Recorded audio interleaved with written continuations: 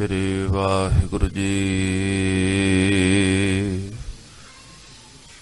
गुरु नानक पद पंकज पद पंकज सिमरो अंगद दुख अमरदास गुर हृदय नित श्री गुरु रामदास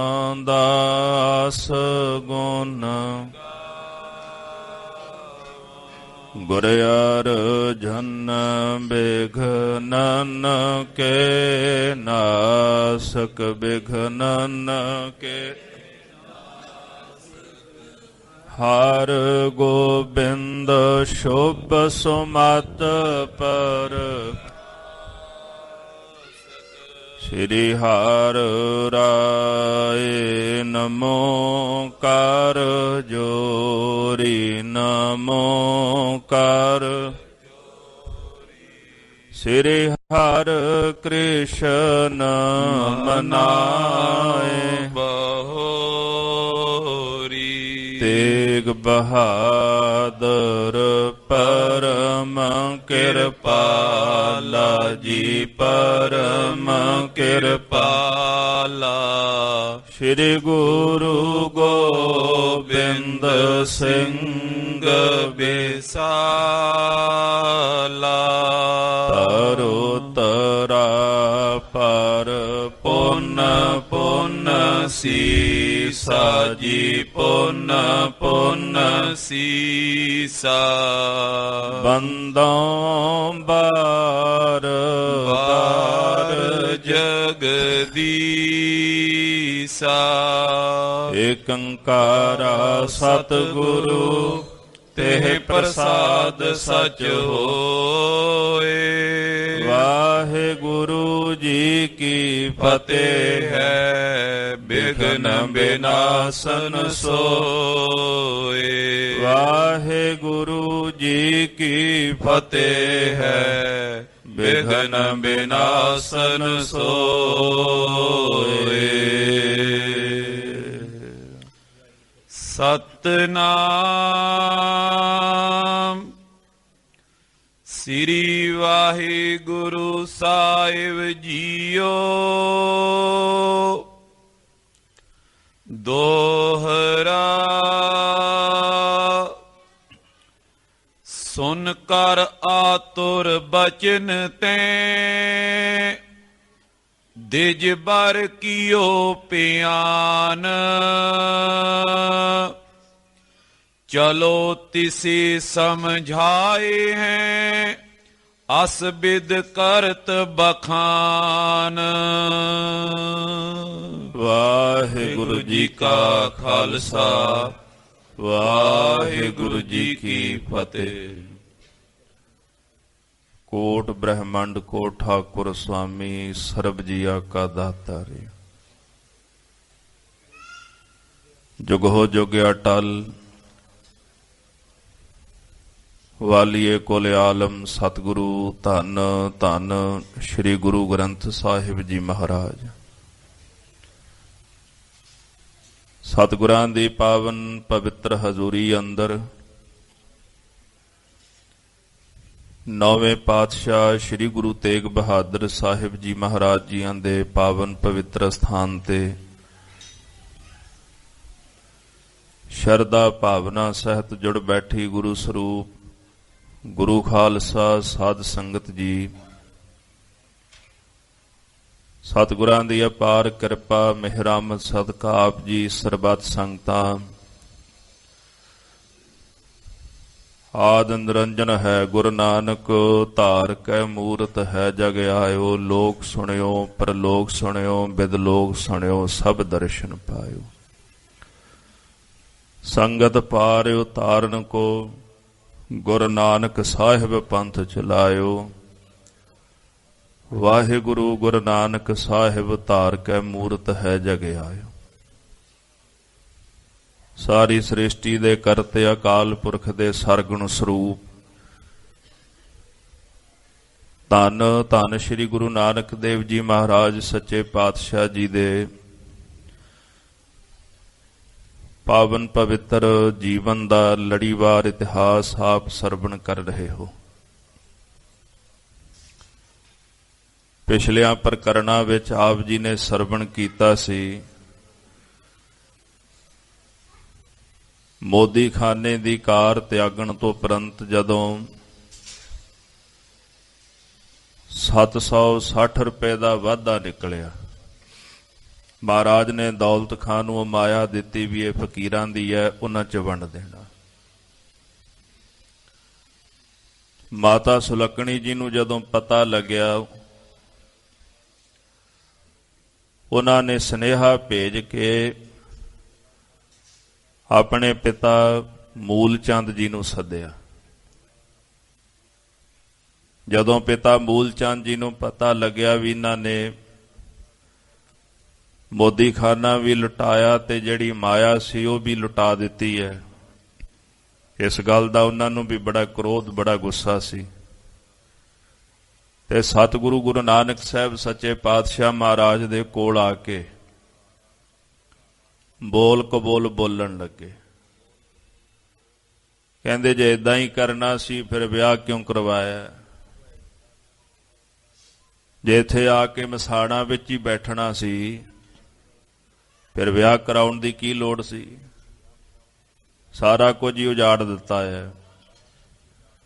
ਮਹਾਰਾਜ ਨੇ ਪਿਤਾ ਸਮਾਨ ਜਾਣ ਕੇ ਮੂਲ ਚੰਦ ਜੀ ਨੂੰ ਅੱਗੋਂ ਕੋਈ ਜਵਾਬ ਨਹੀਂ ਦਿੱਤਾ, ਚੁੱਪ ਹੀ ਰਹੇ। ਤੇ ਮੂਲ ਚੰਦ ਜਿਨ੍ਹਾਂ ਦੀ ਸੰਗਤ ਕਰਦੇ ਸਨ ਦਿਜ ਰਾਮ, ਉਹਨਾਂ ਦੇ ਕੋਲ ਆਏ ਤੇ ਆ ਕੇ ਆਪਣਾ ਅੰਦਰ ਦਾ ਦੁੱਖ ਸੁਣਾਇਆ।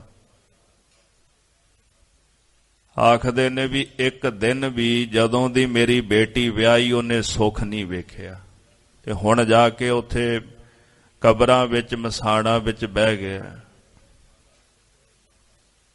ਇਹ ਗੱਲ ਸੁਣ ਕੇ ਜਿਹੜਾ ਪੰਡਤ, ਉਹਦੇ ਮਨ ਅੰਦਰ ਵੀ ਖਿਆਲ ਆਇਆ ਵੀ ਚਲੋ ਚੱਲ ਕੇ ਗੁਰੂ ਸਾਹਿਬ ਨੂੰ ਸਮਝਾਈਏ। ਆਓ ਸੁਰਤੀਆਂ ਬਿਰਤੀਆਂ ਇਕਾਗਰ ਕਰਕੇ ਸਤਿਗੁਰਾਂ ਦਾ ਪਾਵਨ ਪਵਿੱਤਰ ਇਤਿਹਾਸ ਪ੍ਰੇਮ ਸਹਿਤ ਅੱਗੇ ਸਰਵਣ ਕਰੀਏ। ਆਪਣੀ ਰਸਨਾ ਪਵਿੱਤਰ ਕਰੋ। ਸਾ ਰਸਨਾ ਧਨ ਧਨ ਹੈ ਮੇਰੀ ਜਿੰਦੜੀਏ, ਗੁਣ ਗਾਵੇ ਹਰ ਪ੍ਰਭ ਕੇਰੇ ਰਾਮ। ਉਹ ਰਸਨਾ ਧਨਤਾ ਦੇ ਯੋਗ ਹੈ ਜਿਹੜੀ ਰਸਨਾ ਪਰਮੇਸ਼ਰ ਅਕਾਲ ਪੁਰਖ ਦਾ ਨਾਮ ਜਪਦੀ ਹੈ, ਕਿਉਂਕਿ ਨਾਮ ਤੁਲ ਕਛ ਅਵਰ ਨਾ ਹੋਏ। ਨਾਮ ਦੇ ਸਮਾਨ ਹੋਰ ਕੁਝ ਨਹੀਂ।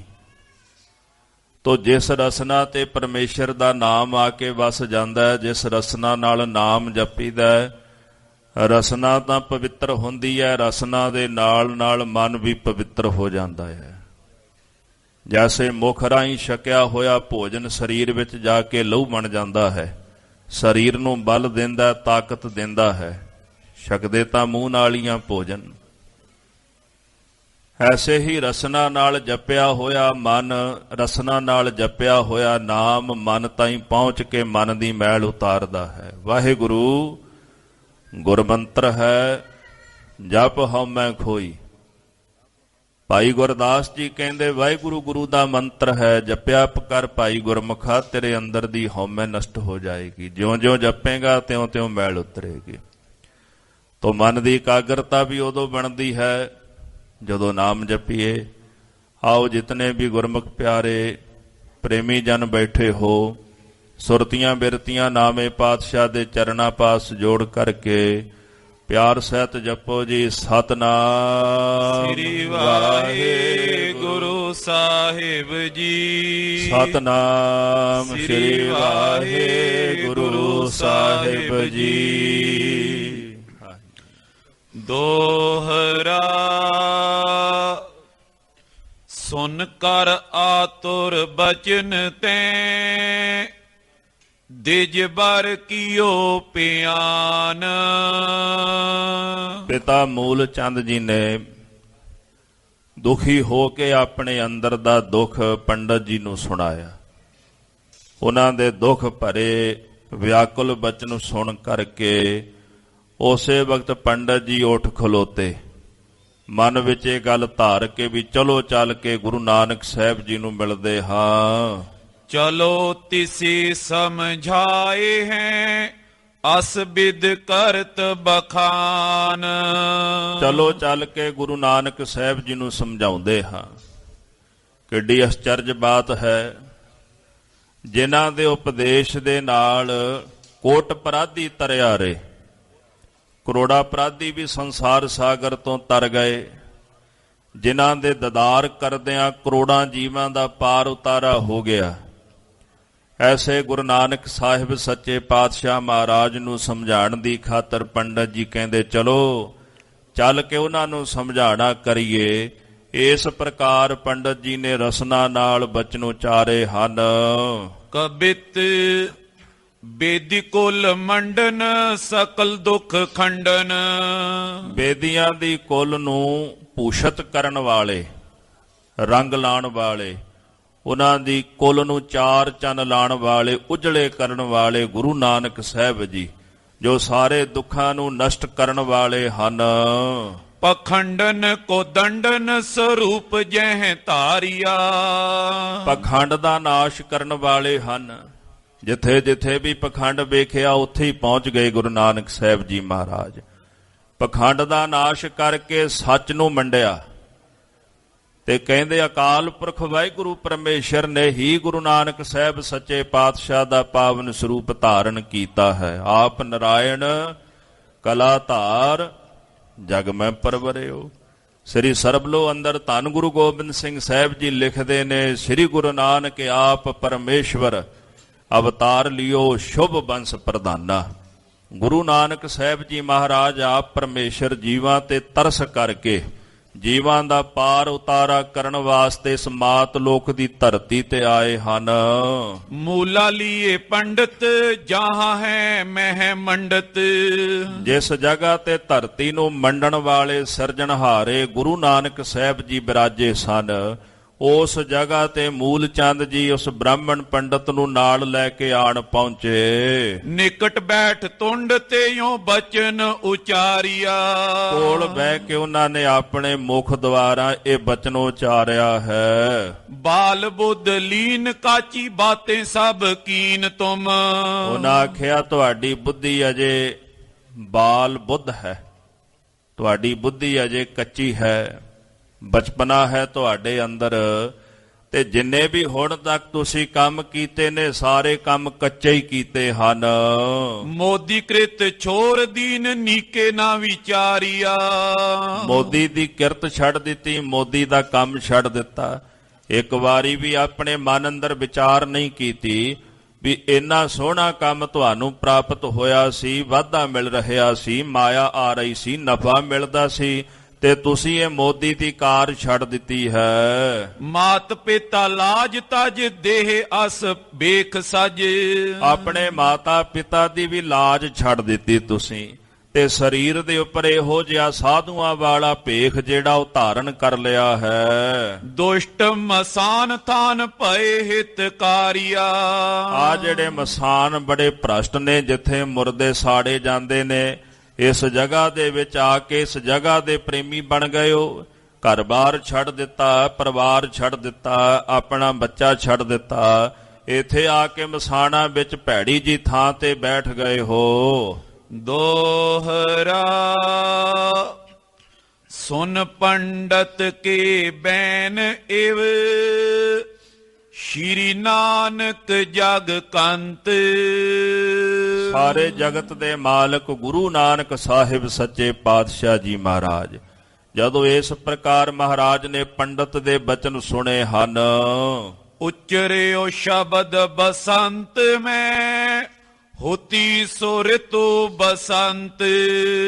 ਕਵੀ ਜੀ ਕਹਿੰਦੇ ਬਸੰਤ ਦੀ ਰੁੱਤ ਸੀ ਤੇ ਗੁਰੂ ਨਾਨਕ ਸਾਹਿਬ ਜੀ ਮਹਾਰਾਜ ਨੇ ਰਾਗ ਬਸੰਤ ਅੰਦਰ ਹੀ ਸ਼ਬਦ ਉਚਾਰਨ ਕਰਕੇ ਸ਼ਾਮ ਨਾਮੇ ਪੰਡਤ ਨੂੰ ਉਪਦੇਸ਼ ਦੀ ਦਾਤ ਬਖਸ਼ਿਸ਼ ਕੀਤੀ ਹੈ।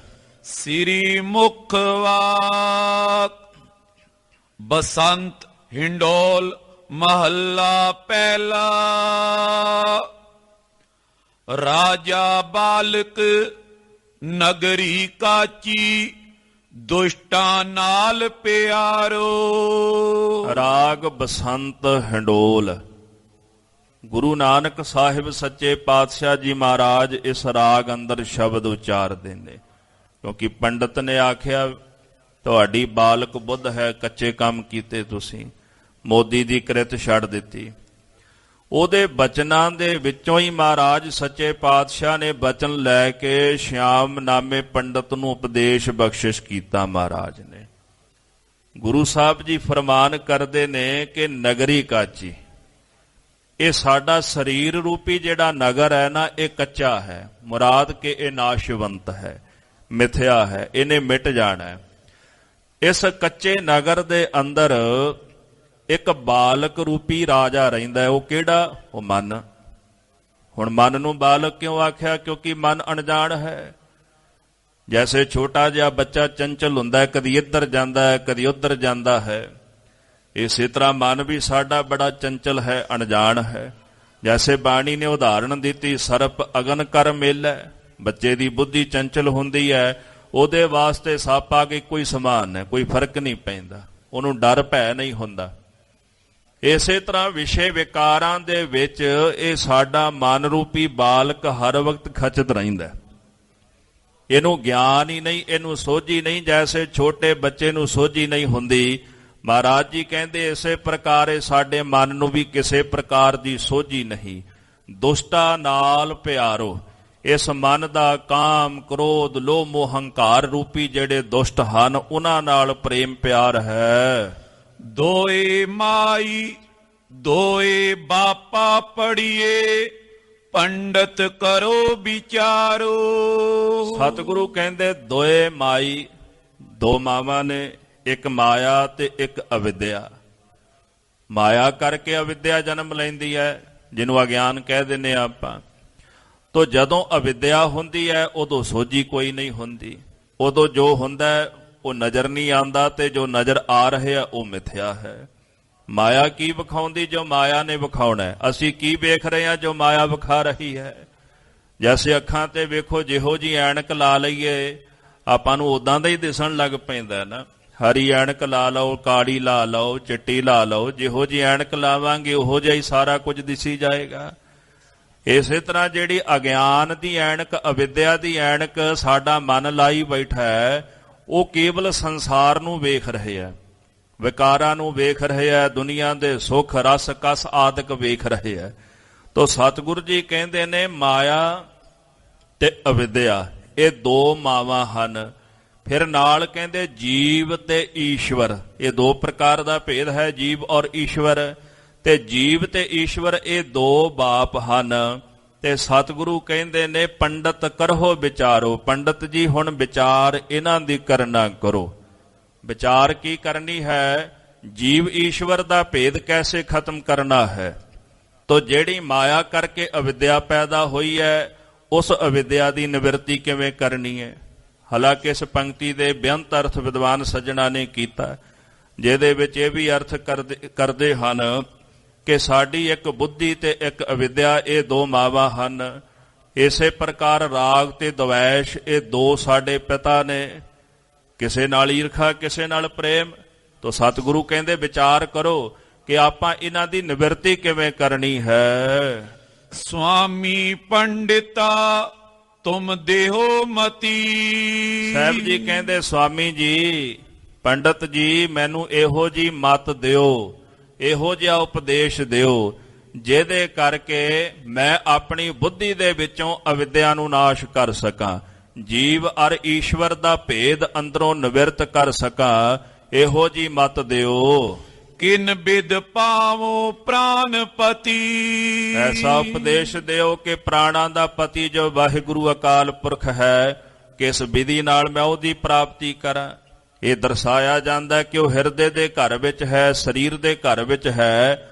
ਤੋ ਜੇ ਸਰੀਰ ਦੇ ਘਰ ਵਿੱਚ ਹੈ ਤੇ ਇਹ ਦੱਸੋ ਕਿ ਉਹ ਪ੍ਰਾਣਾਂ ਦਾ ਮਾਲਕ ਵਾਹਿਗੁਰੂ ਕਿਸ ਤਰ੍ਹਾਂ ਪ੍ਰਾਪਤ ਕਰਨਾ ਹੈ। ਰਹਾਉ ਚੌਪਈ ਮਨ ਰਾਜਾ ਬਾਲਕ ਸਮਝੋ।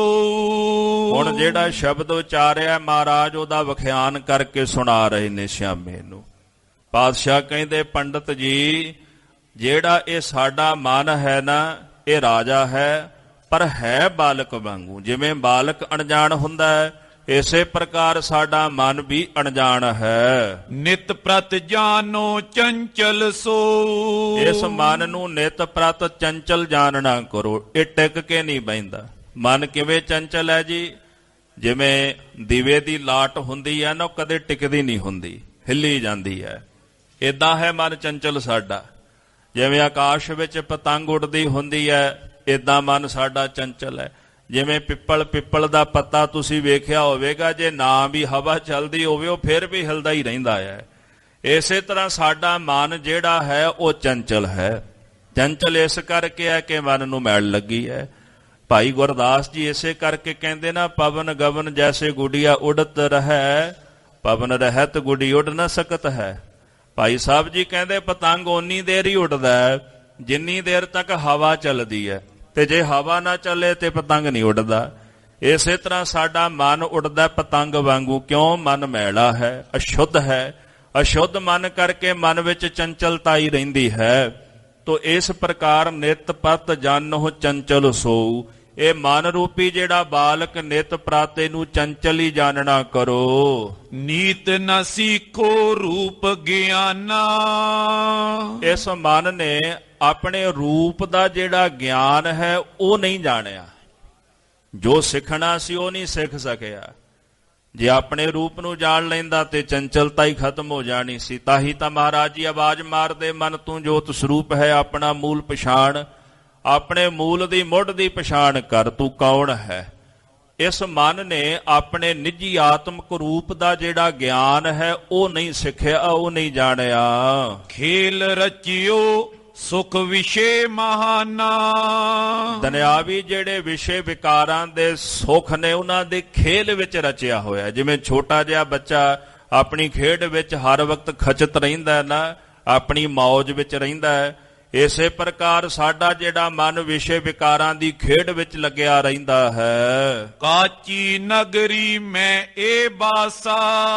ਪੰਡਤ ਜੀ ਇਸ ਮਨ ਰੂਪੀ ਰਾਜੇ ਦਾ ਇਸ ਕੱਚੀ ਨਗਰੀ ਵਿੱਚ ਵਸ ਹੈ।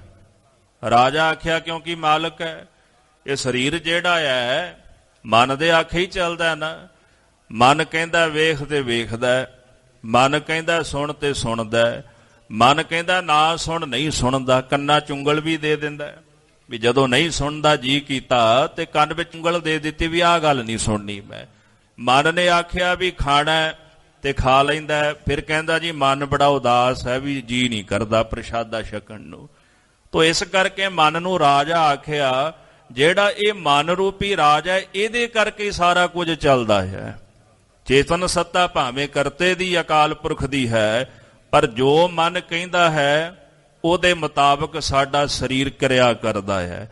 ਤੇ ਗੁਰੂ ਸਾਹਿਬ ਜੀ ਕਹਿੰਦੇ ਜਿਸ ਸਰੀਰ ਵਿੱਚ ਇਹ ਮਨ ਰੂਪੀ ਰਾਜਾ ਰਹਿ ਰਿਹਾ ਹੈ ਇਹ ਸਰੀਰ ਵੀ ਕੱਚਾ ਹੈ, ਨਾਸ਼ਵੰਤ ਹੈ, ਮਿਟਣ ਵਾਲਾ ਹੈ। ਆਜ ਕਾਲ ਜੈ ਹੋਏ ਬਿਨਾਸ਼ਾ। ਅੱਜ ਕੱਲ ਇਸ ਸਰੀਰ ਦਾ ਵਿਨਾਸ਼ ਹੋ ਜਾਣਾ, ਇਹਨੇ ਮਿਟ ਜਾਣਾ ਹੈ। ਨਿਤ ਥਿਰ ਜਾਣਤ ਕੀਨ ਸਨੇਹਾ। ਪਰ ਇਸ ਜੀਵ ਨੇ ਇਸ ਸਰੀਰ ਨੂੰ ਨਿਤ ਸਦੀਵੀ ਜਾਣ ਕਰਕੇ ਇਹਦੇ ਨਾਲ ਨੇਹ ਪਾ ਲਿਆ, ਮੋਹ ਪਾ ਲਿਆ ਹੈ।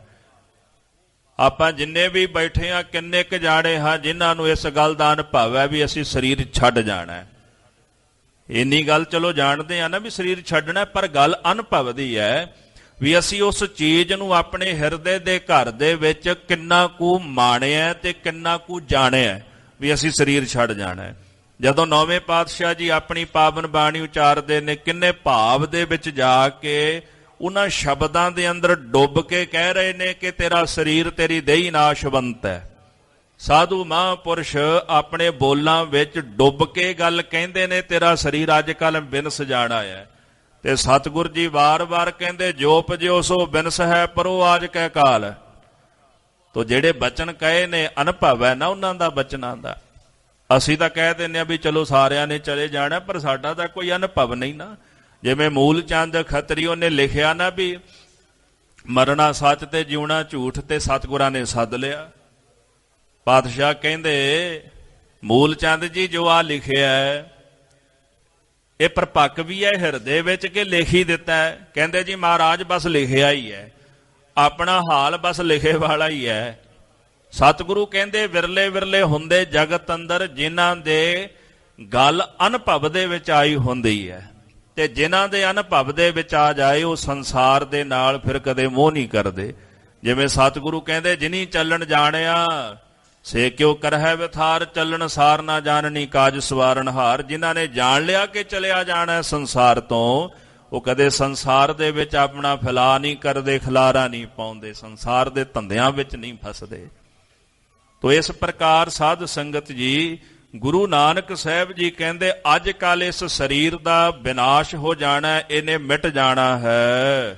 ਤਹਿ ਕਾਲ ਪਰੇ ਜਬ ਮੀਹਾ, ਜਿਵੇਂ ਕੱਚਾ ਘਰ ਹੁੰਦਾ ਤੇ ਜਦੋਂ ਮੀਂਹ ਪੈਂਦਾ ਨਾ ਤੇ ਮਿੱਟੀ ਗਲ ਕੇ ਉਹ ਘਰ ਢਹਿ ਜਾਂਦਾ ਹੈ, ਇਸੇ ਪ੍ਰਕਾਰ ਜਦੋਂ ਕਾਲ ਰੂਪੀ ਮੀਂਹ ਪੈ ਗਿਆ ਤੇ ਇਹਦੇ ਨਾਲ ਇਹ ਸਰੀਰ ਰੂਪੀ ਕੱਚਾ ਘਰ, ਕੱਚੀ ਨਗਰੀ ਜਿਹੜੀ ਇਹ ਢਹਿ ਢੇਰੀ ਹੋ ਜਾਣੀ ਹੈ। ਜਾਏ ਅਚਾਨਕ ਘਰ ਇਹ ਸਾਰੀ, ਸਤਿਗੁਰੂ ਕਹਿੰਦੇ ਜਿਵੇਂ ਮੀਂਹ ਪੈਣ ਕਰਕੇ ਮਿੱਟੀ ਗਲ ਜਾਂਦੀ ਹੈ, ਇਸੇ ਪ੍ਰਕਾਰ ਕਾਲ ਦਾ ਮੀਂਹ ਪੈਣੇ ਕਰਕੇ ਸਰੀਰ ਵੀ ਗਲ ਜਾਣਾ ਹੈ। ਤਬ ਸੋਜੀ ਹੋਏ ਦੁੱਖ ਮਝਾਰੀ, ਜਦੋਂ ਸਰੀਰ ਛੱਡੇਗਾ ਨਾ ਤੇ ਜਮ ਦਾ ਡੰਡ ਸਿਰ ਦੇ ਵਿੱਚ ਆ ਕੇ ਲੱਗੇਗਾ, ਫਿਰ ਸੋਝੀ ਪਏਗੀ। ਪਰ ਜਦੋਂ ਸੋਝੀ ਪੈਣੀ ਉਦੋਂ ਤੱਕ ਤਾਂ ਦੁੱਖਾਂ ਦੇ ਵਿੱਚ ਜਾ ਡੁੱਬੇਗਾ, ਉਦੋਂ ਤਾਂ ਫਿਰ ਜੰਮਾਂ ਨੇ ਆ ਕੇ ਫੜ ਲੈਣਾ, ਫਿਰ ਪਛਤਾਵੇਂਗਾ, ਫਿਰ ਆਖੇਗਾ ਵੀ ਬੰਦਗੀ ਨਹੀਂ ਕੀਤੀ, ਨਾਮ ਨਹੀਂ ਜਪਿਆ, ਬਾਣੀ ਨਹੀਂ ਪੜ੍ਹੀ, ਸੇਵਾ ਨਹੀਂ ਕੀਤੀ, ਅੰਮ੍ਰਿਤ ਨਹੀਂ ਛਕਿਆ। ਫਿਰ ਆਖੇਗਾ ਜਦੋਂ ਸਮਾਂ ਸੀ ਉਹ ਸਮਾਂ ਤਾਂ ਗਵਾ ਲਿਆ, ਤੇ ਜਦੋਂ ਸਮਾਂ ਗੁੰਮ ਗਿਆ, ਸਰੀਰ ਤਿਆਗ ਦਿੱਤਾ, ਤੇ ਫਿਰ ਹੁਣ ਪਛਤਾਉਂਦਾ ਜੇ, ਫਿਰ ਸੋਝੀ ਆ ਗਈ।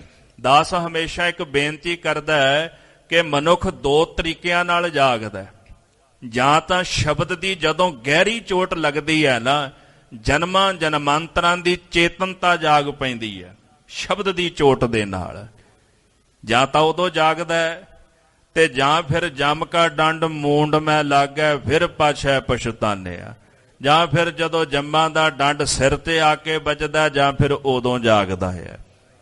ਜੇ ਤਾਂ ਸ਼ਬਦ ਦੀ ਚੋਟ ਦੇ ਨਾਲ ਜਾਗ ਪਵੇ ਫਿਰ ਤਾਂ ਜੀਵਨ ਸੁਹੇਲਾ ਜੇ, ਤੇ ਜੇ ਜੰਮਾਂ ਦੇ ਡੰਡੇ ਨਾਲ ਜਾਗੇ ਤੇ ਸਤਿਗੁਰੂ ਕਹਿੰਦੇ ਫਿਰ ਪਛਤਾਣਾ ਪੈਂਦਾ ਹੈ। ਤਬ ਸੋਝੀ ਹੋਇ ਦੁੱਖ ਮਝਾਰੀ, ਜਦੋਂ ਸਰੀਰ ਨਸ਼ਟ ਹੁੰਦਾ ਹੈ ਫਿਰ ਸੋਝੀ ਪੈਂਦੀ ਹੈ, ਉਦੋਂ ਦੁੱਖਾਂ ਦੇ ਵਿੱਚ ਜਾ ਡਿੱਗਦਾ ਹੈ। ਪਾਂਚ ਦੁਸ਼ਟ ਸੋ ਕਰਤ ਪਿਆਰੂ, ਜਿਨ੍ਹਾਂ ਪੰਜ ਦੁਸ਼ਟਾਂ ਦੇ ਨਾਲ ਇਹ ਪ੍ਰੇਮ ਕਰਦਾ ਸੀ, ਸੋ ਤੈ ਕੇ ਨਿਤ ਕਾਜ ਬਿਗਾਰੂ। ਇਹ ਪੰਜ ਦੁਸ਼ਟ ਕਾਮ ਕ੍ਰੋਧ ਲੋਭ ਮੋਹ ਅਹੰਕਾਰ ਇਹਦੇ ਸਾਰੇ ਕਾਰਜ ਵਿਗਾੜਦੇ ਰਹੇ। ਕਿਉਂ? ਅੰਮ੍ਰਿਤ ਲੂਟ ਹੈ ਮਨ ਮੁਖ ਨਹੀਂ ਬੂਝੈ, ਕੋਈ ਨਾ ਸੁਣੈ ਪੁਕਾਰਾ।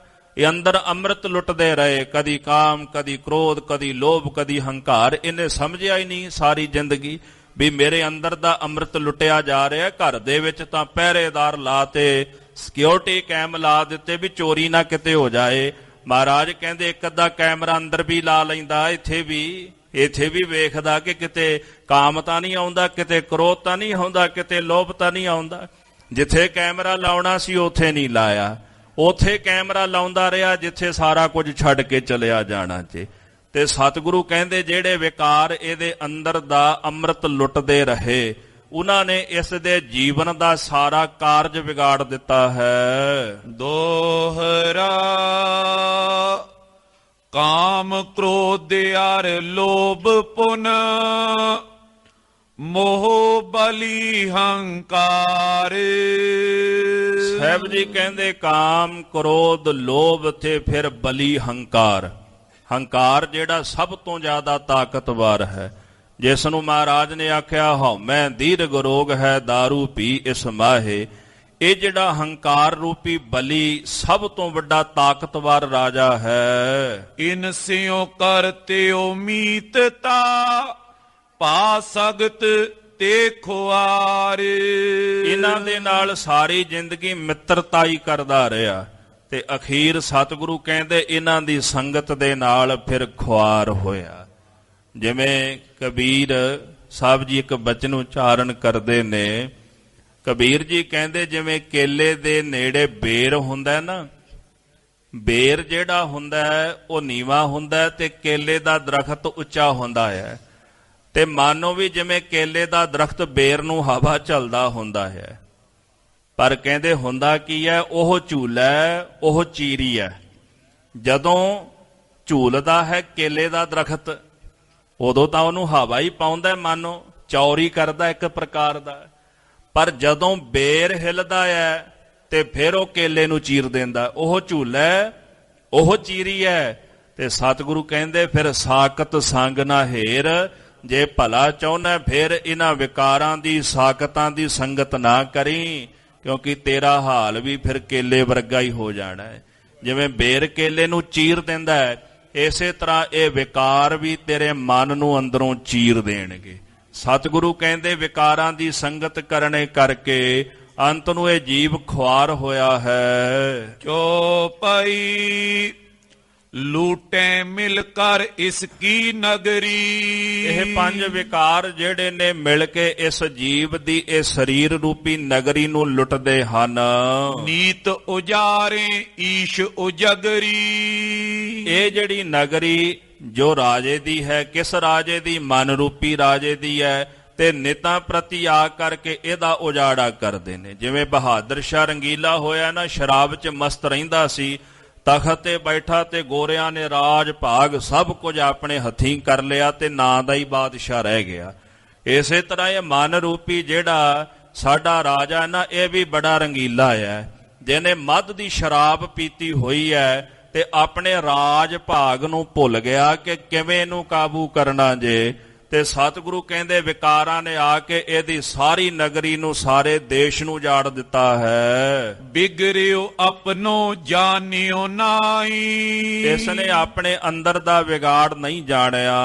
ਮਿਲਿਓ ਰਹੇ ਪੁਨ ਪੁਨ ਤਿਨ ਮਾਈ। ਜਿਹੜੇ ਵਿਕਾਰ ਇਹਦੇ ਅੰਦਰ ਦਾ ਵਿਗਾੜ ਕਰਦੇ ਰਹੇ, ਪੁਨ ਪੁਨ ਫਿਰ ਉਹਨਾਂ ਵਿਕਾਰਾਂ ਵਿੱਚ ਹੀ ਇਹ ਮਿਲਿਆ ਰਿਹਾ ਹੈ। ਮਾਤ ਅਵਿਦਿਆ ਦੂਜੀ ਮਾਇਆ। ਇਹਦੀਆਂ ਦੋ ਮਾਵਾਂ ਨੇ, ਇੱਕ ਅਵਿਦਿਆ ਤੇ ਦੂਜੀ ਹੈ ਮਾਇਆ। ਈਸ਼ ਜੀਵ ਦੋਏ ਪਿਤ ਜਿਨ ਜਾਇਆ। ਫਿਰ ਇੱਕ ਜੀਵ ਹੈ, ਇੱਕ ਈਸ਼ਵਰ ਹੈ। ਤੇ ਕਹਿੰਦੇ ਇਹ ਦੋਨੇ ਪਿਤਾ ਹਨ ਜਿਨ੍ਹਾਂ ਨੇ ਇਸ ਮਨ ਨੂੰ ਜਾਇਆ, ਮਨ ਨੂੰ ਜਨਮ ਦਿੱਤਾ ਹੈ। ਦ્વੈ ਕੋ ਜਨਿਓ ਕੁਟਲਤਾ ਕਾਰਨ। ਹੁਣ ਜੀਵ ਈਸ਼ਵਰ ਦਾ ਭੇਦ ਕਿਉਂ ਪਿਆ? ਜੀਵ ਈਸ਼ਵਰ ਦਾ ਭੇਦ ਕਿਉਂ ਪੈ ਗਿਆ? ਮਨ ਦੀ ਕੁਟਲਤਾ ਕਰਕੇ, ਮਨ ਦੇ ਖੋਟੇਪਨ ਕਰਕੇ, ਅਵਿਦਿਆ ਕਰਕੇ।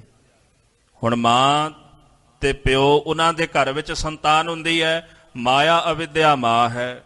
ਇਹ ਦੋ ਮਾਵਾਂ ਨੇ, ਜੀਵ ਈਸ਼ਵਰ, ਦੋਨਾਂ ਦਾ ਭੇਦ ਪੈ ਗਿਆ। ਜੀਵ ਅਲਪਗ, ਈਸ਼ਵਰ ਸਰਬੱਗ। ਤੋ ਇਹ ਬਾਪ ਹਨ ਦੋਨੇ। ਤੇ ਸਤਿਗੁਰੂ ਸੱਚੇ ਪਾਤਸ਼ਾਹ ਜੀ ਕਹਿੰਦੇ ਇਹ ਸਾਰਾ ਕੁਝ ਕਿਉਂ ਹੋਇਆ? ਮਨ ਦੀ ਕੁਟਲਤਾ ਕਰਕੇ, ਵਿਕਾਰਾਂ ਕਰਕੇ, ਅਵਿਦਿਆ ਕਰਕੇ।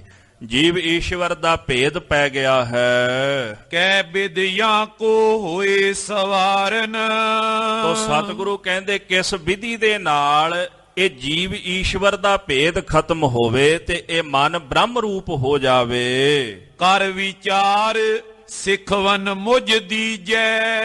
ਸਤਿਗੁਰੂ ਕਹਿੰਦੇ ਹਨ ਕਿ ਵਿਚਾਰ ਕਰਕੇ ਪੰਡਤ ਜੀ ਇਹੋ ਜੀ ਸਿੱਖਿਆ ਮੈਨੂੰ ਦੇ ਦਿਓ ਤਾਂ ਕਿ ਮੈਂ ਆਪਣੇ ਮਨ ਨੂੰ ਸਵਾਰ ਸਕਾਂ। ਜਿਸ ਖੋਟੇਪਨ ਕਰਕੇ ਇਹ ਮਨ ਅਲਪਗ ਹੋ ਗਿਆ ਹੈ, ਇਹ ਜੀਵ ਅਲਪਗ ਹੋ ਗਿਆ ਹੈ, ਜੀਵ ਈਸ਼ਵਰ ਦਾ ਭੇਦ ਪੈਦਾ ਹੋ ਗਿਆ, ਇਹ ਕਿਵੇਂ ਖਤਮ ਹੋਵੇ? ਏਦਾਂ ਦਾ ਉਪਦੇਸ਼ ਮੈਨੂੰ ਬਖਸ਼ਿਸ਼ ਕਰੋ।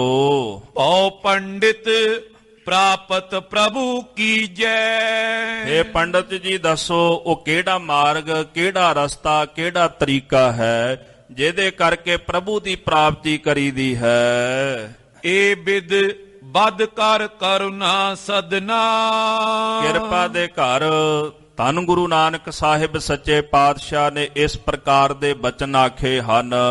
ਮਸ਼ਟ ਕਰੀ ਪੁਨ ਪੰਕਜ ਬਦਨਾ। ਇਸ ਤੋਂ ਬਾਅਦ ਸਤਿਗੁਰੂ ਸੱਚੇ ਪਾਤਸ਼ਾਹ ਮਹਾਰਾਜ ਜੀ ਖਾਮੋਸ਼ ਹੋ ਗਏ ਹਨ। ਦੋਹਰਾ ਮੂਲਾ ਬੋਲਿਓ ਸੁਨਤ ਬਚ ਅਸ ਵਿਚਾਰ ਜੇ ਤੋਹੇ। ਪਿਤਾ ਮੂਲ ਚੰਦ ਜੀ ਨੇ ਸਤਿਗੁਰਾਂ ਦੇ ਬਚਨ ਸੁਣੇ ਤੇ ਬਚਨ ਸੁਣ ਕੇ ਫਿਰ ਉਹਨਾਂ ਨੇ ਅੱਗੋਂ ਜਵਾਬ ਦਿੱਤਾ। ਆਖਦੇ ਨੇ ਮਹਾਰਾਜ ਜੇ ਤੁਹਾਡੇ ਅੰਦਰ ਦੀ ਵਿਚਾਰ ਏਦਾਂ ਦੀ ਹੈ ਤੋ ਵਿਆਹ ਕਰਵਾਏ ਕਿਉਂ ਤੈਂ ਦੁੱਖ ਦੀਨੋ ਮੋਏ। ਤੇ ਫਿਰ ਤੁਸਾਂ ਨੇ ਵਿਆਹ ਕਿਉਂ ਕਰਵਾਇਆ? ਜੇ ਬਿਰਤੀ ਏਦਾਂ ਦੀ ਸੀ, ਇਹੀ ਕੁਝ ਕਰਨਾ ਸੀ, ਇਹੀ ਕੁਝ ਸੋਚਣਾ ਸੀ, ਫਿਰ ਵਿਆਹ ਕਰਾਉਣ ਦੀ ਕੀ ਲੋੜ ਹੈ? ਤੁਸੀਂ ਇਸ ਤਰ੍ਹਾਂ ਵਿਆਹ ਕਰਾ ਕੇ ਮੈਨੂੰ ਬੜਾ ਭਾਰੀ ਦੁੱਖ ਦਿੱਤਾ ਹੈ। ਦਰਬ ਲੁਟਾਇਓ ਬਾਦ ਬੋ ਸੁਤ ਤੀਏ ਦਿਓ ਨਾ ਟਾਕ। ਤੁਸੀਂ ਬਹੁਤ ਸਾਰਾ ਧਨ ਜਿਹੜਾ ਹੈ ਉਹ ਲੁਟਾ ਦਿੱਤਾ ਹੈ, ਵਿਅਰਥ ਗਵਾ ਦਿੱਤਾ ਹੈ, ਤੇ ਆਪਣੇ ਪੁੱਤਰ ਨੂੰ, ਆਪਣੀ ਘਰਵਾਲੀ ਨੂੰ ਇੱਕ ਟਕਾ ਮਾਤਰ ਨਹੀਂ ਦਿੱਤਾ। ਬਿਨ ਬਰੀੜਾ ਤਜ ਪਾਜਿਆ ਪੁਨ ਕੈ ਸ਼ੀਰ ਮੁਖ ਵਾਕ। ਤੇ ਬਿਨਾਂ ਲਾਜ ਤੋਂ ਆਪਣਾ ਘਰ-ਬਾਰ ਤੇ ਆਪਣਾ ਪਰਿਵਾਰ ਛੱਡ ਕੇ ਭੱਜ ਆਇਆ ਤੇ ਮਸਾਣਾ ਵਿੱਚ ਆ ਕੇ ਬਹਿ ਗਿਆ। ਗੁਰੂ ਨਾਨਕ ਸਾਹਿਬ ਸੱਚੇ ਪਾਤਸ਼ਾਹ ਨੇ ਜਦੋਂ ਇਹ ਬਚਨ ਸੁਣੇ ਤੇ ਗਰੀਬ ਨਵਾਜ ਸੱਚੇ ਪਾਤਸ਼ਾਹ ਨੇ ਸ਼ਬਦ ਦਾ ਫਿਰ ਦੂਸਰਾ ਬੰਦ ਉਚਾਰਿਆ ਹੈ। ਸ੍ਰੀ ਮੁਖ ਵਾਕ ਪੀਤਰ ਅਗਨ ਬਨਸਪਤ ਮੌਲੀ ਸਾਗਰ ਪੰਡੈ ਪਾਇਆ। ਮਹਾਰਾਜ ਜੀ ਕਹਿੰਦੇ ਹਨ ਕਿ ਸਾਡੇ ਭੀਤਰ, ਸਾਡੇ ਅੰਦਰ ਅਗਨੀ ਹੈ, ਜਿਸ ਅਗਨੀ ਕਰਕੇ ਸਾਰੀ ਬਨਸਪਤੀ ਪ੍ਰਫੁੱਲਤ ਹੈ। ਇਹ ਸਰੀਰ ਦੀ ਗੱਲ ਵੀ ਹੈ ਸਾਧ ਸੰਗਤ ਜੀ, ਤੇ ਬਾਹਰ ਦੀ ਬਨਸਪਤੀ ਦੀ। ਪਹਿਲਾਂ ਆਪਾਂ ਇਹਦੇ ਅੰਤਰੀਵ ਅਰਥ ਸੁਣ ਲਈਏ ਕਿ ਜਿਹੜਾ ਇਹ ਸਾਡਾ ਸਰੀਰ ਹੈ ਨਾ, ਇਹਦੇ ਵਿੱਚ ਤ੍ਰਿਸ਼ਨਾ ਦੀ ਅੱਗ ਹੈ। ਤ੍ਰਿਸ਼ਨਾ ਦੀ ਅੱਗ ਕਰਕੇ ਬਾਹਰਲੇ ਪਾਸੇ ਧੀਆਂ, ਪੁੱਤਰ, ਸੰਸਾਰ, ਘਰ-ਬਾਰ, ਪਦਾਰਥ ਤੇ ਮਾਇਆ ਰੂਪੀ ਜਿਹੜੀ ਬਨਸਪਤੀ ਹੈ ਇਹ ਪ੍ਰਫੁੱਲਤ ਹੈ, ਕਿਉਂਕਿ ਤ੍ਰਿਸ਼ਨਾ ਨੇ ਜਨਮ ਦਿੱਤਾ ਨਾ ਹਰ ਇੱਕ ਚੀਜ਼ ਨੂੰ। ਤ੍ਰਿਸ਼ਨਾ ਕਰਕੇ ਹੀ ਮਨੁੱਖ ਅਗਾਂਹ ਦੀ ਅਗਾਂਹ ਵੱਧਦਾ ਜਾਂਦਾ ਹੈ।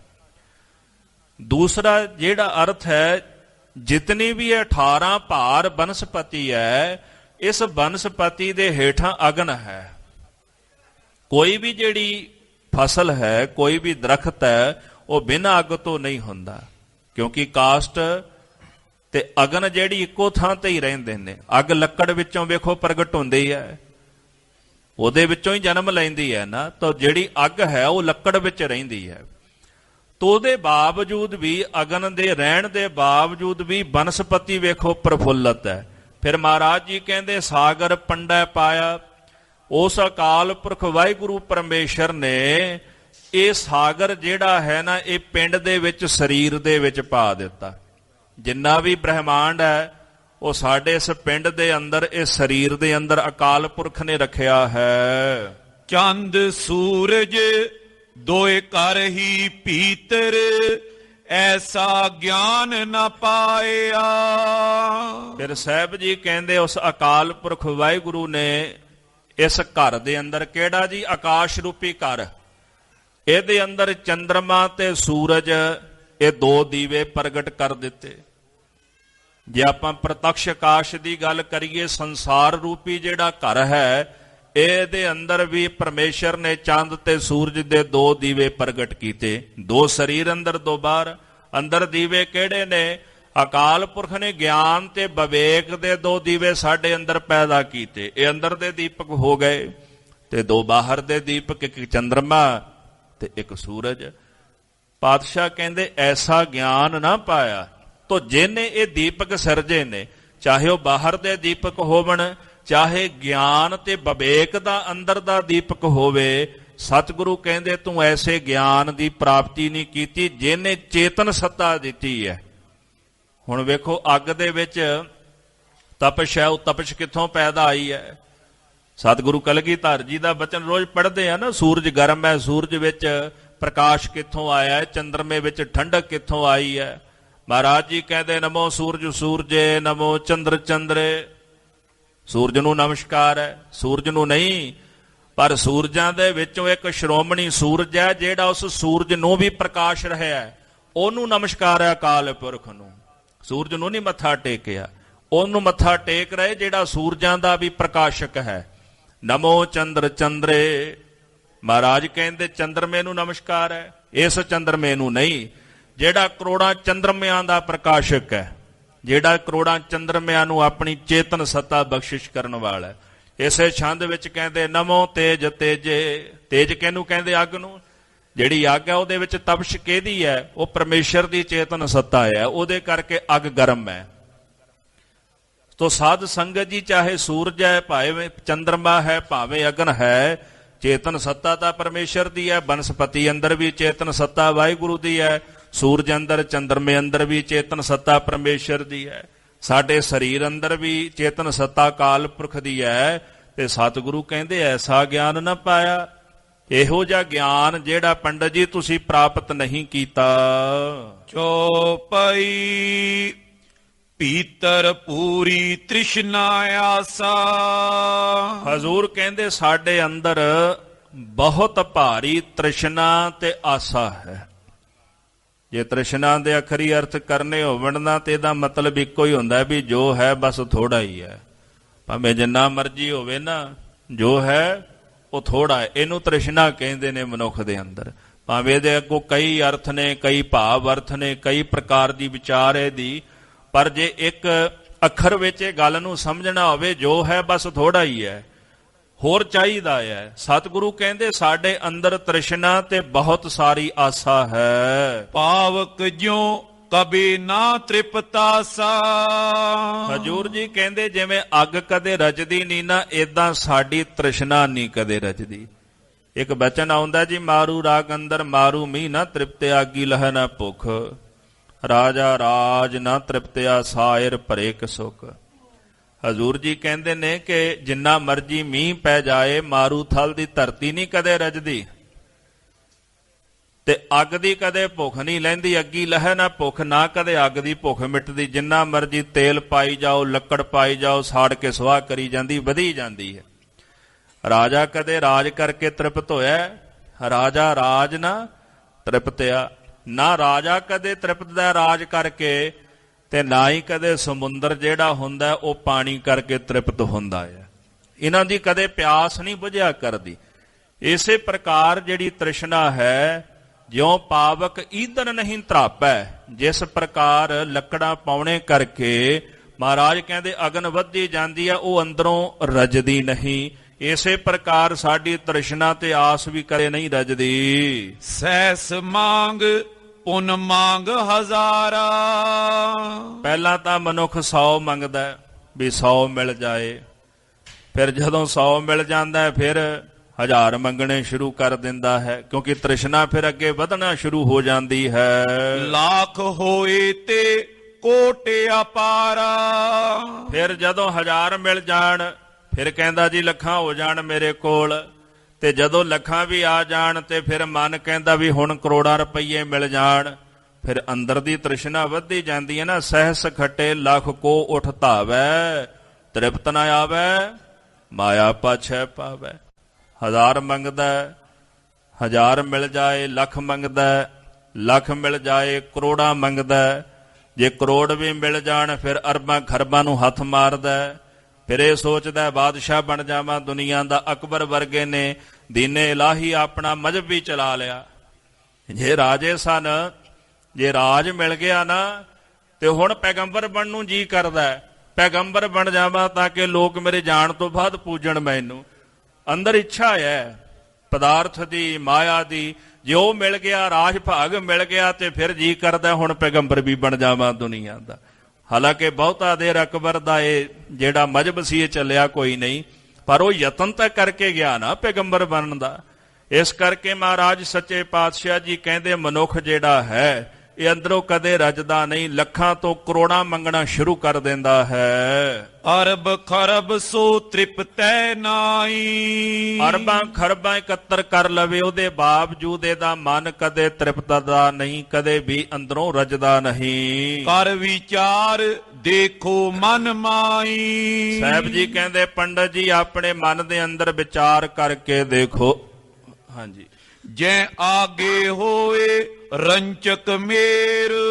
ਸਤਿਗੁਰੂ ਸੱਚੇ ਪਾਤਸ਼ਾਹ ਕਹਿੰਦੇ ਜੇਕਰ ਮਨੁੱਖ ਦੇ ਅੱਗੇ ਸ਼ਮੇਰ ਪਰਬਤ ਆ ਜਾਏ ਤੇ ਉਹਨੂੰ ਵੀ ਇਹ ਰੰਚਕ ਦੇ ਸਮਾਨ ਜਾਣਦਾ, ਛੋਟਾ ਕਰਕੇ ਜਾਣਦਾ ਹੈ। ਉਦਰ ਆਕਾਸ਼ ਸਰਸ ਸਰ ਸੇਰੋ। ਕਹਿੰਦੇ ਹਨ ਕਿ ਜਿਹੜੀ ਤ੍ਰਿਸ਼ਨਾ ਦੇ ਅੱਗੇ ਸ਼ਮੇਰ ਪਰਬਤ ਰਾਈ ਜਿੰਨਾ ਹੈ। ਕਹਿੰਦੇ ਫਿਰ ਜਿਹੜੀ ਤ੍ਰਿਸ਼ਨਾ ਹੈ ਉਹਦਾ ਪੇਟ ਕਿੰਨਾ ਕੁ ਹੈ? ਕਹਿੰਦੇ ਪੇਟ ਆਕਾਸ਼ ਦੇ ਤੁੱਲ ਹੈ। ਹੁਣ ਵੇਖੋ ਆਕਾਸ਼ ਕਿਤੇ ਮੁੱਕਦਾ, ਧਰਤੀ ਤਾਂ ਮੁੱਕ ਹੀ ਜਾਂਦੀ ਹੈ ਨਾ ਕਿਤੇ ਨਾ ਕਿਤੇ, ਪਾਣੀ ਵੀ ਕਿਤੇ ਨਾ ਕਿਤੇ ਜਾ ਕੇ ਮੁੱਕ ਹੀ ਜਾਂਦਾ ਹੈ। ਇਹੋ ਜਿਹੀ ਥਾਂ ਦੀ ਜਿੱਥੇ ਹਵਾ ਦਾ ਪ੍ਰੈਸ਼ਰ ਵੀ ਘਟ ਜਾਂਦਾ ਹੈ, ਗ੍ਰੈਵਿਟੀ ਵੀ ਘਟ ਜਾਂਦੀ ਹੈ ਧਰਤੀ ਦੀ, ਪਰ ਵੇਖ ਲਓ ਆਕਾਸ਼ ਹਰ ਪਾਸੇ ਹੀ ਹੈ।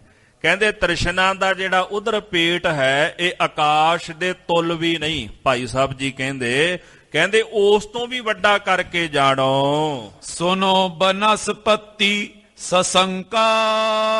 ਕਹਿੰਦੇ ਹੁਣ ਸੁਣੋ, ਜਿਵੇਂ ਬਨਸਪਤੀ ਹੈ ਨਾ, ਬਨਸਪਤੀ ਦੇ ਵਿੱਚ ਵੇਖੋ ਜੈਸੇ ਦਰਖਤ ਲੱਗੇ ਹੁੰਦੇ ਨੇ, ਉਹਨਾਂ ਦੀਆਂ ਬਹੁਤ ਸਾਰੀਆਂ ਸ਼ਾਖਾਵਾਂ ਟਾਹਣੀਆਂ ਆਦਿਕ ਹੁੰਦੀਆਂ ਹਨ। ਤੀਆ ਸੁਤਾ ਸੁਤ ਸਿਮ ਦੀ ਸਾਕਾ। ਆਪਾਂ ਵੀ ਵੇਖੋ ਬਨਸਪਤੀ ਵਾਂਗੂ ਫੈਲੇ ਹੋਏ ਆ। ਸਾਡੀ ਧੀ, ਸਾਡਾ ਪੁੱਤਰ, ਸਾਡੀ ਇਸੇ ਤਰ੍ਹਾਂ ਅੱਗੋਂ ਕੁੜਮ, ਫਿਰ ਸੰਬੰਧੀ, ਫਿਰ ਜਵਾਈ, ਪੁੱਤ ਪੋਤਰੇ, ਕਿੰਨੇ ਰਿਸ਼ਤੇਦਾਰੀਆਂ ਨੇ। ਇੱਕ ਦਰਖਤ ਦੀਆਂ ਟਾਹਣੀਆਂ ਹੁੰਦੀਆਂ ਨਾ, ਇੱਕ ਟਾਹਣੀ ਵਿੱਚ ਦੂਜੀ, ਦੂਜੀ ਵਿੱਚ ਤੀਜੀ, ਤੀਜੀ ਚ ਚੌਥੀ, ਕਿੱਡਾ ਵੱਡਾ ਫੈਲਿਆ ਹੁੰਦਾ ਇੱਕ ਦਰਖਤ। ਇਸੇ ਤਰ੍ਹਾਂ ਮਹਾਰਾਜ ਕਹਿੰਦੇ ਅਸੀਂ ਵੀ ਬਨਸਪਤੀ ਦੇ ਵਾਂਗੂ ਨਾ ਫੈਲੇ ਹੋਏ ਆ। ਧੀਆਂ ਪੁੱਤਰ ਸਾਕ ਸੰਬੰਧੀ ਰਿਸ਼ਤੇਦਾਰ ਇਹ ਸਾਡੀਆਂ ਟਾਹਣੀਆਂ ਹਨ। ਜਿਉ ਤਨ ਬ੍ਰਿਧ ਹੋਏ ਤਿਨ ਬਾਦਾ। ਜਿਉਂ-ਜਿਉਂ ਸਾਡਾ ਸਰੀਰ ਹੌਲੀ-ਹੌਲੀ ਵੱਡਾ ਹੁੰਦਾ ਜਾਂਦਾ ਹੈ ਤੇ ਤਿਉਂ-ਤਿਉਂ ਇਹ ਸਰੀਰ ਸਾਡਾ ਜਿਹੜਾ ਹੈ ਨਾ ਇਹ ਫਿਰ ਪੀੜਤ ਹੁੰਦਾ ਜਾਂਦਾ ਹੈ। ਨਿਸਬਾਸੁਰ ਜਿਨ ਮੈਂ ਮਨ ਫਾਦਾ। ਦਿਨ ਰਾਤ ਕਹਿੰਦੇ ਜਿਨ੍ਹਾਂ ਦੇ ਵਿੱਚ ਫਸਿਆ ਰਹਿੰਦਾ ਸੀ ਨਾ, ਜਦੋਂ ਬਜ਼ੁਰਗ ਹੋ ਜਾਂਦਾ ਹੈ ਉਦੋਂ ਫਿਰ ਉਹੀ ਕਹਿੰਦੇ ਨੇ ਵੀ ਘਰੋਂ ਬਾਹਰ ਚੱਲ। ਪੰਡਤ ਗੁਲਾਬ ਸਿੰਘ ਜੀ ਨਾ ਭਾਵ ਸਾਮਰਥ ਵਿੱਚ ਨਾ ਇੱਕ ਬੜਾ ਸੋਹਣਾ ਬਚਨ ਲਿਖਦੇ। ਉਹ ਕਹਿੰਦੇ ਨੇ ਹੇ ਪਰਮੇਸ਼ਰ ਜੀ, ਸਾਰੇ ਛੱਡ ਗਏ ਮਿੱਤਰ ਸਾਖ ਸੰਬੰਧੀ, ਪਰ ਇੱਕ ਚੀਜ਼ ਨਹੀਂ ਛੱਡ ਕੇ ਗਈ। ਕਹਿੰਦੇ ਤ੍ਰਿਸ਼ਨਾ ਨਹੀਂ ਛੱਡ ਕੇ ਗਈ।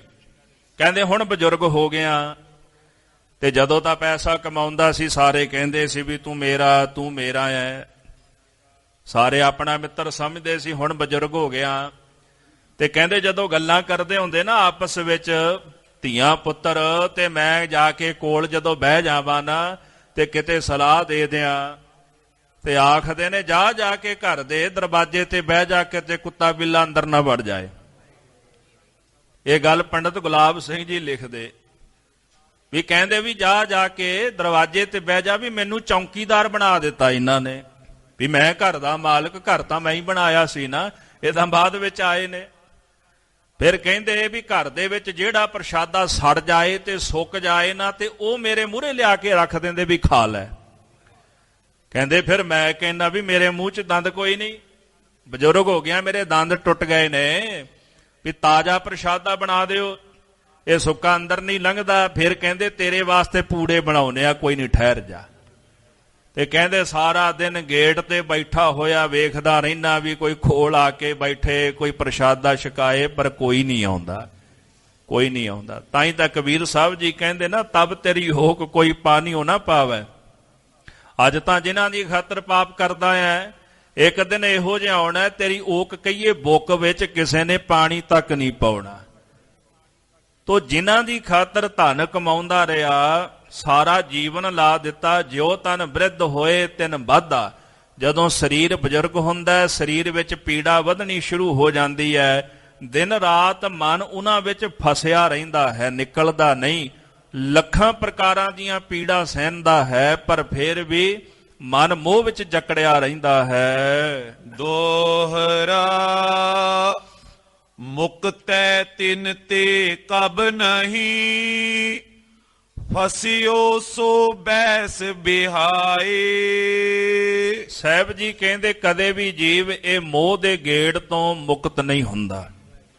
ਸਾਰੀ ਉਮਰ ਇਹਦੇ ਵਿੱਚ ਫਸ ਕੇ ਹੀ ਆਪਣੀ ਉਮਰ ਬਤੀਤ ਕਰ ਦਿੰਦਾ ਹੈ। ਸਾਗਰ ਪ੍ਰਾਤਮ ਪਿੰਡ ਮੈਂ ਪਾਵੈ ਸੋ ਮੁਕਤਾਏ।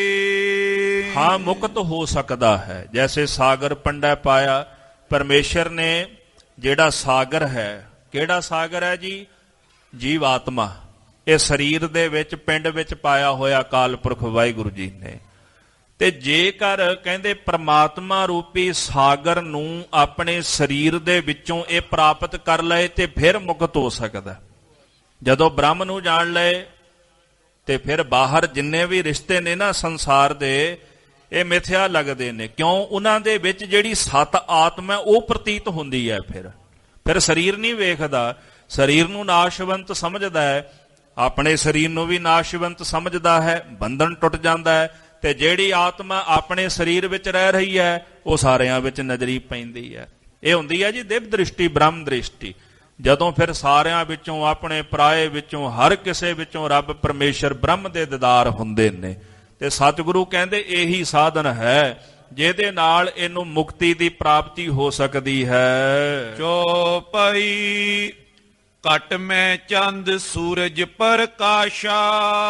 ਸਾਡੇ ਹਿਰਦੇ ਦੇ ਅੰਦਰ ਵਿਵੇਕ ਤੇ ਗਿਆਨ ਦੇ ਸੂਰਜ ਪ੍ਰਕਾਸ਼ ਕਰਦੇ ਹਨ। ਹੋਏ ਗਿਆਨ ਤੋਂ ਸਭ ਕਿਛ ਪਾਸਾ। ਸਤਿਗੁਰੂ ਕਹਿੰਦੇ ਜਦੋਂ ਸਾਡੇ ਅੰਦਰ ਗਿਆਨ ਪੈਦਾ ਹੁੰਦਾ ਫਿਰ ਸਾਰਾ ਕੁਝ ਸਾਨੂੰ ਅੰਦਰੋਂ ਪ੍ਰਤੀਤ ਹੁੰਦਾ ਹੈ। ਨਾਭ ਕਮਲ ਮੁੰਦਰਿਤ ਵਿਪਰੀਤਾ। ਸਾਡਾ ਸਾਧ ਸੰਗਤ ਜੀ ਜਿਹੜਾ ਨਾਭ ਕਮਲ ਹੈ ਨਾ ਉਹ ਉਲਟ ਹੈ। ਸਾਡਾ ਜਿਹੜਾ ਨਾਭ ਕਮਲ ਉਹ ਉਲਟ ਹੈ। ਉਲਟ ਹੋਣੇ ਕਰਕੇ ਮਨੁੱਖ ਜਿਹੜਾ ਹੈ ਇਹਨੂੰ ਸੋਝੀ ਨਹੀਂ, ਅਗਿਆਨਤਾ ਕਰਕੇ ਹਰ ਵਕਤ ਇਹ ਸੰਸਾਰ ਨੂੰ ਸੱਚ ਕਰਕੇ ਜਾਣਨਾ ਕਰਦਾ ਹੈ। ਕਿਉਂ ਪ੍ਰਕਾਸ਼ ਹੋਏ ਨਰ ਚੀਤਾ। ਜੇ ਕਹਿੰਦੇ ਨੇ ਨਾਭ ਕਮਲ ਅੰਦਰ ਦਾ ਜਿਹੜਾ ਕਮਲ ਉਲਟਾ ਹੈ ਤੇ ਫਿਰ ਇਹਨੂੰ ਕਿਵੇਂ ਪ੍ਰਕਾਸ਼ ਹੋ ਸਕਦਾ ਹੈ? ਸੂਦੇ ਤੇ ਬਿਗਸੈ ਪਰਗਾਸੂ। ਜੇਕਰ ਇਹ ਅੰਦਰ ਦਾ ਕਹਿੰਦੇ ਨਾਭ ਕਮਲ ਸਿੱਧਾ ਹੋਵੇ ਨਾ ਤੇ ਫਿਰ ਇਹਨੂੰ ਪ੍ਰਕਾਸ਼ ਹੋ ਸਕਦਾ। ਦੇਖੋ ਜੀ, ਜਦੋਂ ਸੂਰਜ ਚੜ੍ਹਦਾ ਹੈ ਨਾ, ਸੂਰਜ ਚੜ੍ਹਨ ਦੇ ਨਾਲ ਜਿਹੜਾ ਕਮਲ ਦਾ ਫੁੱਲ ਮੁਰਝਾਇਆ ਹੁੰਦਾ ਹੈ, ਵੇਖੋ ਆਪਣੇ ਆਪ ਹੀ ਸਿੱਧਾ ਹੋ ਜਾਂਦਾ ਹੈ। ਇੱਕ ਫਸਲ ਆਪਾਂ ਵੇਖੀ ਹੋਵੇਗੀ ਜਿਹਨੂੰ ਸੂਰਜਮੁਖੀ ਆਪਾਂ ਕਹਿੰਦੇ ਆ, ਉਹਦਾ ਨਾਂ ਹੀ ਇਸੇ ਕਰਕੇ ਪੈ ਗਿਆ ਵੀ ਜਦੋਂ ਸਵੇਰੇ ਸੂਰਜ ਚੜ੍ਹਦਾ ਨਾ, ਵੇਖੋ ਵੀ ਉਹਦਾ ਮੂੰਹ ਸੂਰਜ ਵੱਲ ਹੁੰਦਾ। ਉਹ ਜਿੱਧਰ ਜਿੱਧਰ ਸੂਰਜ ਘੁੰਮੀ ਜਾਂਦਾ ਉਧਰ ਉਧਰ ਘੁੰਮੀ ਜਾਂਦੀ ਹੈ। ਉਹਦਾ ਉੱਪਰਲਾ ਫਲ ਜਿਹੜਾ ਨਾ ਉਹ ਘੁੰਮਦਾ ਰਹਿੰਦਾ ਆ ਪ੍ਰਕਾਸ਼ ਕਰਕੇ। ਜਦੋਂ ਸ਼ਾਮ ਪੈਂਦੀ ਫਿਰ ਉਹ ਹੇਠਾਂ ਨੂੰ ਲਟਕ ਜਾਂਦਾ ਸਾਰਾ ਹੀ। ਕਮਲ ਦਾ ਫੁੱਲ ਵੀ ਇਸੇ ਪ੍ਰਕਾਰ ਹੀ ਹੈ। ਤੋ ਸਾਡਾ ਹਿਰਦਾ ਰੂਪੀ ਜਿਹੜਾ ਨਾਭ ਕਮਲ ਹੈ, ਮਹਾਰਾਜ ਕਹਿੰਦੇ ਇਹ ਉਲਟਾ ਹੈ, ਮੁਰਝਾਇਆ ਹੋਇਆ। ਤੇ ਜਦੋਂ ਅੰਦਰ ਗਿਆਨ ਦਾ ਸੂਰਜ ਚੜ੍ਹਦਾ, ਪ੍ਰਕਾਸ਼ ਹੁੰਦਾ ਹੈ, ਸ਼ਬਦ ਦੇ ਅਭਿਆਸ ਨਾਲ, ਸਾਧਨਾ ਦੇ ਨਾਲ ਫਿਰ ਇਹ ਕਮਲ ਜਦੋਂ ਸਿੱਧਾ ਹੁੰਦਾ ਹੈ ਤੇ ਗਿਆਨ ਦੇ ਪ੍ਰਕਾਸ਼ ਕਰਕੇ ਅੰਦਰੋਂ ਫਿਰ ਇਹ ਖਿੜ ਆਉਂਦਾ ਹੈ। ਵੈ ਤਬ ਗਿਆਨ ਅਗਿਆਨ ਬਿਨਾਸੂ। ਉਦੋਂ ਫਿਰ ਇਹਨੂੰ ਗਿਆਨ ਦੀ ਪ੍ਰਾਪਤੀ ਹੁੰਦੀ ਹੈ ਤੇ ਅਗਿਆਨ ਇਹਦਾ ਨਸ਼ਟ ਹੋ ਜਾਂਦਾ ਹੈ। ਸੋ ਗਿਆਨ ਗੁਰ ਬਿਨ ਨੇ ਪਾਇਆ। ਇਹ ਜਿਹੜਾ ਗਿਆਨ ਗੁਰੂ ਤੋਂ ਬਿਨਾਂ ਨਹੀਂ ਹੋ ਸਕਦਾ। ਦਾਸ ਨੇ ਅੰਮ੍ਰਿਤ ਵੇਲੇ ਵੀ ਬੇਨਤੀ ਕੀਤੀ ਸੀ, ਜਿਹੜਾ ਗਿਆਨ ਅੱਜ ਕੱਲ ਅਸੀਂ ਕਹਿੰਦੇ ਆ ਨਾ ਵੀ ਗਿਆਨ ਹੋਣਾ ਚਾਹੀਦਾ, ਗਿਆਨ ਹੋਣਾ ਚਾਹੀਦਾ, ਇਹ ਕੋਈ ਗਿਆਨ ਨਹੀਂ, ਇਹ ਤਾਂ ਗਿਆਨ ਹੀ ਹੈ। ਆਪਾਂ ਤਾਂ ਸਾਰੇ ਅੰਧੇਰੇ ਵਿੱਚ ਹੀ ਭਟਕ ਰਹੇ ਆ। ਇੱਕ ਛੋਟੀ ਜਿਹੀ ਉਦਾਹਰਣ ਹੈ। ਕਹਿੰਦੇ ਵੀ ਇੱਕ ਮਨੁੱਖ ਨਾ ਨੇਤਰਹੀਣ ਸੀਗਾ ਤੇ ਰਾਤ ਦਾ ਸਮਾਂ, ਤੇ ਕਿਸੇ ਸਿਆਣੇ ਬੰਦੇ ਨੇ ਕੀ ਕੀਤਾ ਵੀ ਲਾਲਟੈਨ ਨਾ ਉਹਨੂੰ ਫੜਾ ਦਿੱਤੀ। ਵੀ ਲਾਲਟੈਨ ਫੜਾ ਕੇ ਉਹਨੂੰ ਤੋਰ ਦਿੱਤਾ ਵੀ ਚਲੋ ਘੱਟੋ ਘੱਟ ਤੈਨੂੰ ਤਾਂ ਕੋਈ ਵੇਖ ਹੀ ਲਏਗਾ, ਵੀ ਤੈਨੂੰ ਤਾਂ ਨਜ਼ਰ ਨਹੀਂ ਆਉਂਦਾ, ਤੈਨੂੰ ਤਾਂ ਕੋਈ ਦੇਖ ਲਏਗਾ। ਉਹ ਵਿਚਾਰਾ ਥੋੜੀ ਕੁ ਦੂਰ ਗਿਆ, ਬੜੀ ਜ਼ੋਰ ਨਾਲ ਨਾ ਇੱਕ ਪੁਰਸ਼ ਉਹਦੇ ਨਾਲ ਟਕਰਾਇਆ। ਜਦੋਂ ਉਹਦੇ ਵਿੱਚ ਵੱਜਿਆ, ਉਹ ਜਿਹੜਾ ਪੁਰਸ਼ ਲਾਲਟਨ ਲੈ ਕੇ ਤੁਰਿਆ ਜਾ ਰਿਹਾ ਸੀ, ਕਹਿੰਦੇ ਅੰਧਾ ਹੋਇਆ, ਦੱਸਦਾ ਨਹੀਂ।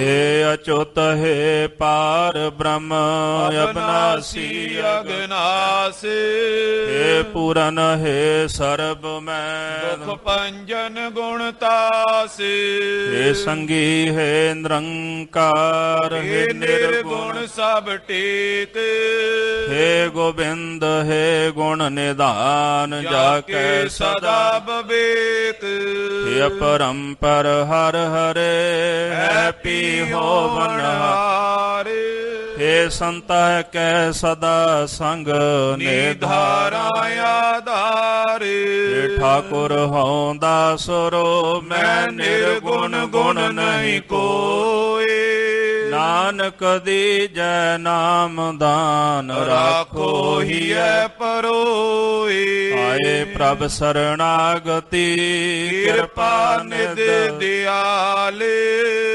एक अखर हर मन बस्त नानक होत निहाल वाहिगुरु नाम जहाज है चढ़े सो उतरे पारे जो शरदा कर सेवंदे गुर पारे उतारन हारे वाहिगुरु नाम जहाज है चढ़े सो उतरे पारे जो शरदा कर सेवंदे गुर पारे उतारन हारे वाहिगुरु जी का खालसा वाहिगुरु जी की फतेह।